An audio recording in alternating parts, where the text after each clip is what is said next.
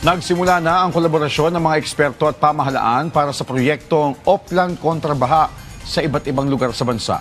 Makikipagtulungan ang University of the Philippines NOVA Center sa Department of Public Works and Highways para sa pagsusuri ng disenyo ng mga estruktura bago ito ipatayo. Mahalaga ang pagkakaroon ng comprehensive at scientific basis sa mga flood mitigation projects para hindi masayang ang mga investment ng gobyerno. Ipinaliwanag ni Dr. Mahar Lagmay na marami pang paraan ang pwedeng gawin para mapababa ang antas ng baha, lalo na sa mga urbanisadong lugar.